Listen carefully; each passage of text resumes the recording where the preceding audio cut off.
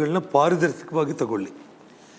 ಅವನ ಸತೀಶ್ ರೆಡ್ಡಿ ಎಷ್ಟು drug addicted ಅಂತಂದರೆ, ಅವನು ನಿನ್ನೆ ಮನೆ ಮುಂದೆ ಬಂದು ಕೂತ್ಕೊಂಡ್ಬಿಟ್ಟು ಶ್ರೀರಾಮುಲು ಅವರು ಈ ರೀತಿ ಮನೆ ಹತ್ರ ಬಂದು ಫ್ಯಾಮಿಲಿ ಮೆಂಬರ್ಸ್ ಇರೋದು ಗಲಾಟೆ ಮಾಡೋದು ಸೂಕ್ತ ಅಲ್ಲ, ಇಲ್ಲಿಂದ ಎದ್ದೋಗಪ್ಪ ಅಂದರೂ ಕೂಡ ಅವನು ಪ್ರೈವೇಟ್ ಗನ್ಮ್ಯಾನ್ಗಳೆಲ್ಲ ಗನ್ಗಳನ್ನ ತೋರಿಸಿ ಆರ್ಭಾಟ ಮಾಡಿ ಅವನು ಎಷ್ಟು ಕೂಗಾಡ್ದ ರೇಗಾಡ್ದ ಅನ್ನೋದು ಎಲ್ಲ ಟಿ ವಿ ವಿಜುವಲ್ಸ್ನಲ್ಲಿ ನೀವು ನೋಡ್ತಾ ಇದ್ದೀರಿ. ಇವ್ರ ನೇಚರ್ ಏನೆಂದರೆ ಅಪ್ಪ ಮಕ್ಕಳದು ಈ ಥರ ಮಧ್ಯವರ್ತಿಗಳನ್ನು ರೌಡಿಗಳನ್ನು ಕುಡಿದು ಪ್ರೈವೇಟ್ ಗನ್ಮ್ಯಾನ್ಗಳನ್ನ ಇಟ್ಟು ಅವನ ಮನೆ ಮೇಲೆ ಕಳಿಸಿದ್ದಾನೆ. ನಾನು ಹೋಗಿಲ್ಲ ಅಂತೇಳಿ ಯಾವಾಗ ಸತೀಶ್ ರೆಡ್ಡಿಗೆ ಗಲಾಟೆಗಳಲ್ಲಿ ಗಾಯ ಆಯಿತು, ಕೊನೆಗೆ ಅವನೇ ಇವತ್ತು ನಮ್ಮ ಮನೆಗೆ ಬರಬೇಕಾಯಿತು. ಬರುತ್ತೆ. ನೀವು ಇಷ್ಟು ಅರ್ಥ ಮಾಡ್ಕೊಳ್ಳಿ, ಒಬ್ಬರು ಮನೆಗೆ ಹೋಗಿ ಗಲಾಟೆ ಮಾಡೋ ಅವಶ್ಯಕತೆ ಏನಿದೆ. ಇನ್ನೊಂದು ಮಾತ್ರ ನಾನು ಹೇಳ್ತಾ ಇದ್ದೀನಿ, ಒಂದು ಬ್ಯಾನರ್ ವಿಚಾರ ಅಂತೇಳಿ ಹೇಳ್ತಾ ಇದ್ದೀರಿ. ಡಿ ಕೆ ಶಿವಕುಮಾರ್ ಅವರು ಕೂಡ ಮಾತಾಡಿದ್ದು ನಾನು ಕೇಳಿದೆ. ನಾನು ಬ್ಯಾನರ್ ವಿಚಾರ ಅಂತಂದರೆ ತಾವು ಪೊಲೀಸರನ್ನ ಕಳಿಸಿ ರೌಡಿಗಳು ಯಾಕೆ ಬರಬೇಕು ನಮ್ಮ ಮನೆ ಮುಂದೆ? ಪ್ರೈವೇಟ್ ಗನ್ಮ್ಯಾನ್ಗಳನ್ನ ಯಾಕೆ ನೀವು ಕರ್ಕೊಂಡು ಬರ್ತೀರಿ? ಬೀರ್ ಬಾಟಲ್ಸು ಪೆಟ್ರೋಲ್ ಬಾಂಬ್ಗಳು ನೀವು ಹೆಂಗೆ ಕರ್ಕೊಂಡು ಬರ್ತೀರಿ? ಹೆಂಗೆ ಜನಗಳನ್ನ ಮೊಬಿಲೈಸ್ ಮಾಡ್ತೀರಿ ನನ್ನ ಮನೆ ಮುಂದೆ? ನಿಮಗೆ ಕಾನೂನು ಮೇಲೆ ಗೌರವ ಇದ್ದಿದ್ರೆ ಒಬ್ಬ MLA ಆಗಿ ನಿಮ್ಮದೇ ಸರ್ಕಾರ ಇಟ್ಕೊಂಡು ಬ್ಯಾನರ್ ಕಟ್ಟೋದೇ ವಿಚಾರ ಆಗಿದ್ದರೆ ಕಾನೂನುಬದ್ಧವಾಗಿ ನನ್ನ ಮನೆ ಮುಂದೆ ನೀವು ಬ್ಯಾನರ್ ಕಟ್ಟಬೇಕು ಅಂದರೂ ಕೂಡ ಮುನ್ಸಿಪಾಲ್ಟಿ ಅಧಿಕಾರಿಗಳು ಪೊಲೀಸ್ ಅಧಿಕಾರಿಗಳನ್ನ ಕಳಿಸಿ ಬ್ಯಾನರ್ ಕಟ್ಟಿಸು. ಯಾರು ಬೇಡ ಅಂತ ಇದ್ದಾರೆ? ರೌಡಿಗಳು ಬರ್ತಾರಾ? ಸತೀಶ್ ರೆಡ್ಡಿನ ಕಳಿಸ್ತೀರಾ ನೀವು?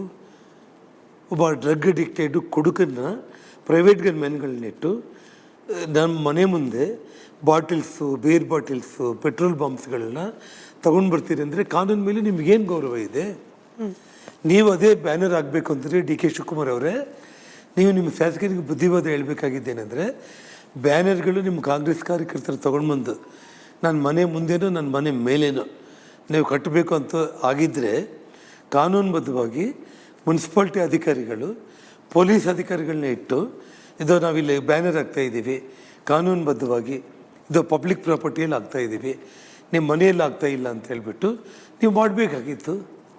ನನ್ನ ಮನೆ ಮುಂದೆ ನೀವು ರೌಡಿಗಳನ್ನ ಪ್ರೈವೇಟ್ ಗನ್ಮ್ಯಾನ್ಗಳನ್ನ ಇಟ್ಟು ಕಳಿಸಿದ್ರಿ ಅಂದರೆ ನಿಮ್ಮ ಉದ್ದೇಶ ಏನು?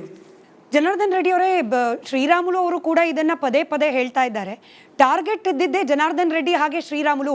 ಸ್ವಲ್ಪ ಯಾಮಾರಿದ್ರೂ ಕೂಡ ನಿನ್ನೆ ಇಬ್ಬರ ಹತ್ಯೆ ಆಗಬೇಕಿತ್ತು ಅಂತೇಳಿ.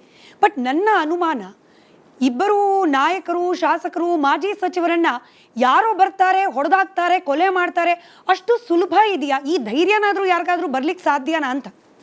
ಸ್ಮಿತಾ ಅವರೇ, ಏನಮ್ಮ ನೀನು ಮಾಧ್ಯಮದಲ್ಲಿ ಅಷ್ಟು ಕುತ್ಕೊಂಡು ಮಾತಾಡ್ತಾ ಇದ್ದಿ.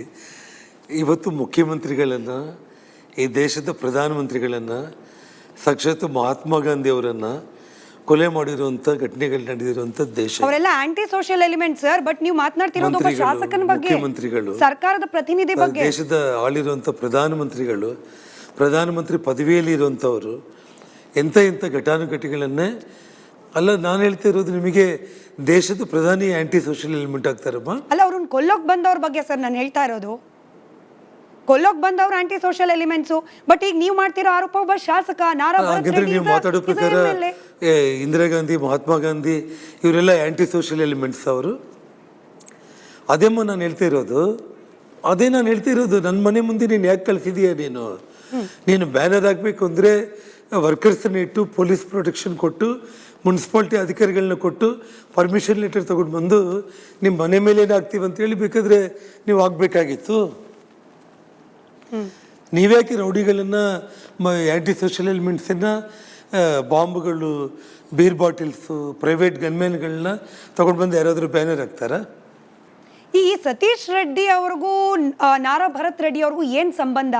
ಯಾಕೆ ಅವರಿಬ್ರು ಕ್ಲೋಸು? ಬಿಸ್ನೆಸ್ ಪಾರ್ಟ್ನರ್ಸ್ ಅಥವಾ ರಾಜಕೀಯ ಸಲಹೆಗಾರ ಏನಾದ್ರೂ ಸತೀಶ್ ರೆಡ್ಡಿ ಅವ್ರು ನಾರಾ ಭರತ್ ಅವರಿಗೆ? ಸತೀಶ್ ರೆಡ್ಡಿಯಿಂದನೇ ಎಲ್ಲ ಸಬ್ ರಿಜಿಸ್ಟರ್ ಆಫೀಸ್ಗಳು, ಪೊಲೀಸ್ ಸ್ಟೇಷನ್ಗಳು ಮತ್ತು ಕಾಂಟ್ರಾಕ್ಟ್ಗಳು, ಆಸ್ಪತ್ರೆಗಳು ಎಲ್ಲ ದುಡ್ಡು ವಸೂಲಿ ಮಾಡುವಂಥದ್ದು, ಗಾಂಜಾಗಳು, ಓಸಿ ಮಟ್ಕಗಳು ಬರೆಸೋದು, ಕ್ಲಬ್ಗಳು ನಡೆಸೋದು, ಇದೆಲ್ಲದರಿಂದ ಹಣ ಕಲೆಕ್ಷನ್ ಮಾಡೋದಕ್ಕೆ ಅವನ್ನ ಮುಂದೆ ಇಟ್ಟು ಅವನ ಮನೆಗೆ ಸುಮಾರು 8-10 ಮಂದಿ ಗನ್ಮ್ಯಾನ್ಗಳನ್ನ ಇಟ್ಟು ಪ್ರೈವೇಟ್ ಗನ್ಮ್ಯಾನ್ಗಳನ್ನು ಅವನ ಕಡೆಯಿಂದ ಸಿಟಿಯಲ್ಲಿ ಪಂಚಾಯಿತಿಗಳು ಮಾಡಿಸಿ ಜನರುಗಳನ್ನ ಹೆದರಿಸೋದು, ಬೆದರಿಸೋದು, ಅವನ ಮೂಲಕ ಇವನು ಭರತ್ ರೆಡ್ಡಿ ಮಾಡಿಸೋದು. ಈಗ ಸರ್ಕಾರ ದ್ವೇಷ ಭಾಷಣವನ್ನ ನಿಷೇಧ ಮಾಡ್ಲಿಕ್ಕೆ ಹೊರಟಿದೆ, ಹೊಸ ಕಾನೂನು ತರ್ತಾ ಇದೆ. ಬಟ್ ಅವರದೇ ಪಕ್ಷದ ಶಾಸಕರು, ಇನ್ಫ್ಯಾಕ್ಟ್ ವಿಜೇಂದ್ರ ಅವರು ಕೂಡ ಇದ್ರ ಬಗ್ಗೆ ಮಾತನಾಡಿದ್ರು. ಹಂಗೆ ಕೇಸ್ ಹಾಕೊಂಗಿದ್ರೆ ಮೊದಲು ಭರತ್ ರೆಡ್ಡಿ ಅವ್ರ ವಿರುದ್ಧ ಹಾಕ್ಬೇಕಾಗತ್ತೆ, ದ್ವೇಷ ರಾಜಕಾರಣ ಮಾಡ್ತಿರೋವ್ರ ವಿರುದ್ಧ ಹಾಕ್ಬೇಕಾಗತ್ತೆ ಅಂತ ಹೇಳಿ. ನಾನು ನೇರವಾಗಿ ಕೇಳ್ತೀನಿ ಜನಾರ್ದನ್ ರೆಡ್ಡಿ ಅವರೇ, ಹಾಗಾದ್ರೆ ಬಿಜೆಪಿ ಇನ್ಕ್ಲೂಡಿಂಗ್ ನೀವು ಇಷ್ಟು ದಿನ ಹಾಗಾದ್ರೆ ಕ್ಲೀನ್ ರಾಜಕಾರಣ ಮಾಡ್ಕೊಂಡು ಬಂದಿದ್ದೀರಾ ಬಳ್ಳಾರಿಯಲ್ಲಿ? ದ್ವೇಷ ರಾಜಕಾರಣ ಬಿಜೆಪಿ ಕಡೆಯಿಂದ ಆಗೇ ಇಲ್ವಾ ಬಳ್ಳಾರಿ ಪ್ಲಸ್ ರಾಜ್ಯದ ಯಾವುದೇ ಭಾಗದಲ್ಲಿ? ನಾನು ಒಂದೇ ಒಂದು ವಿಷಯ, ನಿಮಗೆ ಮೀಡಿಯಾಗೆ RTA ಇದೆ. ನಾನು 40 ತಿಂಗಳು ಇಲ್ಲಿ ಮಂತ್ರಿಯಾಗಿದ್ದಾಗ, ನನ್ನ ಸಹೋದರ ಶ್ರೀರಾಮುಲು ಮಂತ್ರಿಗಳಾಗಿದ್ದಾಗ RTA ಆ್ಯಕ್ಟಲ್ಲಿ ಇದೇ ದೊಡ್ಡ ದೊಡ್ಡ ಕುಟುಂಬಗಳು ಯಾರಾದರೂ ಕೂಡ ಏನೇ ಆದರೂ ಬಳ್ಳಾರಿಯಲ್ಲಿ ಶಾಂತಿ ಅಭಿವೃದ್ಧಿ ಇತ್ತ ಅಥವಾ ಈ ರೀತಿ ಘಟನೆಗಳು ನಡೆದಿತ್ತ ಅನ್ನೋದು ನೀವೇ RTA ಮೂಲಕ ತಿಳ್ಕೊಂಡು ಒಂದು ಸ್ಪೆಷಲ್ ಸ್ಟೋರಿ ಮಾಡಿ ಅವತ್ತು ನಾನು ಬಂದು ನಿಮಗೆ ನನ್ನ ಬಗ್ಗೆ ಏನಾದರೂ ಒಂದು ಸಣ್ಣ ಕಪ್ಪು ಚುಕ್ಕೆ ಇದ್ರೆ ಕೂಡ ನಾನು ಮಾತಾಡ್ತೀನಿ. ಮರ್ಡರ್ಗಳನ್ನು ಮಾಡಿಸ್ಬಿಟ್ಟಿದ್ದೀರಿ ಅಂತ ಕೂಡ ಆರೋಪ ಮಾಡಿದ್ದಾರೆ ಭರತ್ ರೆಡ್ಡಿ ಅವರು. ಹೆಣ್ಮಕ್ಳು ಕಣ್ಣೀರು ಹಾಕಿದ್ದಾರೆ. ಭರತ್ ರೆಡ್ಡಿ ಅವರು ಗೆದ್ದ ದಿನ ಅನೇಕ ಹೆಣ್ಮಕ್ಳು ಬಳ್ಳಾರಿ ಕಾನೂನು ತಗೊಂಡು ಬಂದಿದ್ದೆ, ಜೈಲಿಗೆ ಶುಭಾಶಯ ಹೇಳಿದ್ರಂತೆ.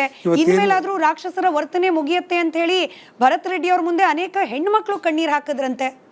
ನೋಡಿಮ್ಮ, ಒಬ್ಬ ರಾಕ್ಷಸನ ಬಾಯಲ್ಲಿ ಈ ಥರ ಮಾತುಗಳು ಬರುತ್ತೆ ಅಂತಂದರೆ ಅದು ನೀವು ಬಳ್ಳಾರಿ ಪಬ್ಲಿಕ್ನ ನೀವು ನಿಮ್ಮ ರಿಪೋರ್ಟರ್ಸನ್ನ ಇಟ್ಟು ಇಡೀ ಸಿಟಿಯಲ್ಲಿ ಸ್ಲಮ್ ಏರಿಯಾದಿಂದ ಹಿಡಿದು ಬಡವರಿಂದ ಹಿಡಿದು ಶ್ರೀಮಂತರವರೆಗೆ ನೀವು ಒಂದು ಒಳ್ಳೆ ಪ್ರೋಗ್ರಾಮ್, ನೀವು ಒಂದು ಇನ್ವೆಸ್ಟಿಗೇಟಿವ್ ಪ್ರೋಗ್ರಾಮ್ ಮಾಡಿ. ನೀವು ಅದು ಪಬ್ಲಿಕ್ ಹೇಳಿ, ನನ್ನ ಬಗ್ಗೆ ನಾನು ಹೇಳ್ಕೊಳ್ಳೋದಲ್ಲ.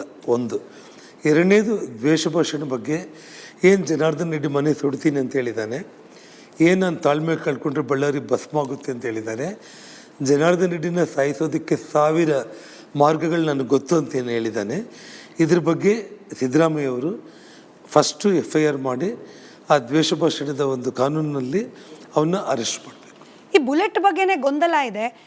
ವಶಕ್ಕೆ ಪಡೆದ ಅಷ್ಟೂ ಗನ್ಗಳನ್ನ ಪರಿಶೀಲನೆ ಮಾಡಿಸಿದ್ರು ಕೂಡ ರಾಜಶೇಖರ್ ದೇಹ ಹೊಕ್ಕ ಬುಲೆಟ್ ಎಲ್ಲಿಂದ ಬಂದಿದ್ದು ಅಂತ ಗೊತ್ತಾಗಿಲ್ವಂತೆ. ಈಗ ಪ್ರೈವೇಟ್ ಗನ್ ಮ್ಯಾನ್ಗಳದ್ದು ಕೂಡ ಗನ್ ಸೀಸ್ ಮಾಡ್ಕೊಳ್ಳಲಾಗಿದೆ. ಪೊಲೀಸ್ ಇಲಾಖೆನೂ ಕೂಡ ನಮ್ದಲ್ಲ ಅಂತ ಹೇಳ್ತಿದೆ. ಹಾಗಾದ್ರೆ ಎಲ್ಲಿಂದ ಬಂತು ಬುಲೆಟು? ನಿಮ್ಮ ಕಡೆಯವ್ರ ಹತ್ರ ಯಾರ ಹತ್ರನಾದ್ರೂ ಗನ್ ಇತ್ತ ಜನಾರ್ದನ್ ರೆಡ್ಡಿ ಅವರೇ? ನೋಡಿಮ್ಮ, ನಮಗೆ 7 ಮಂದಿ ಗನ್ಮ್ಯಾನ್ಗಳು, ಗೌರ್ಮೆಂಟ್ ಗನ್ಮ್ಯಾನ್ಗಳು.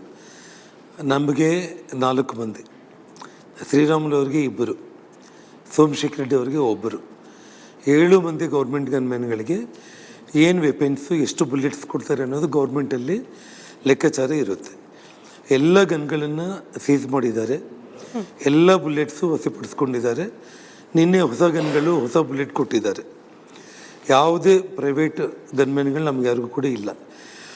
ಸತೀಶ್ ರೆಡ್ಡಿ, ಭರತ್ ರೆಡ್ಡಿ ಹಿಂದೆ ಓಡಾಡ್ತಾ ಇರುವಂಥ ಗನ್ಮ್ಯಾನ್ಗಳು ಅವ್ರ ಫೇಸ್ಬುಕ್, ಸೋಷಿಯಲ್ ಮೀಡಿಯಾದಲ್ಲೇ ನಾವು ವಿಡಿಯೋಗಳನ್ನ ತೆಗೆದು ಈಗಾಗಲೇ ನಾವು ಮೀಡಿಯಾಗೆ ನಾವು ಕೊಟ್ಟಿದ್ದೀವಿ. ನಾವು ಟೋಟಲ್ ಆಗಿ ಯಾವ ಗನ್ಮ್ಯಾನ್ಗಳು ಇಲ್ಲಿ ನಮ್ಮ ಮನೆ ಮುಂದೆ ಫೈರ್ ಮಾಡಿದಾರೋ, ನಮ್ಮ ಮನೆ ಮೇಲೆ ಫೈರ್ ಮಾಡಿದಾರೋ, ನಿಮ್ಮ ರಿಪಬ್ಲಿಕ್ ಟಿವಿನಲ್ಲಿ ಫಸ್ಟ್ ಬಂದಿರುವಂಥದ್ದು.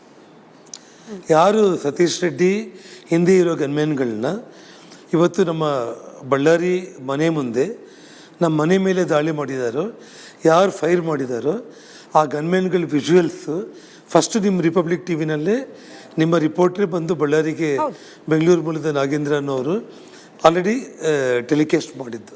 ಅದು ನೋಡಿದ ಮೇಲೇ ನಮಗೂ ಶಾಕ್ ಆಯಿತು. ಒಂದು. ಎರಡನೇದು, SP ಸಸ್ಪೆಂಡ್ ಮಾಡಿ ಒಬ್ಬ 6 ಗಂಟೆನೂ ಆಗಿಲ್ಲ ಅವರು. ನಿಜವಾಗ್ಲೂ ಹೇಳ್ಬೇಕಿದ್ರೆ DSP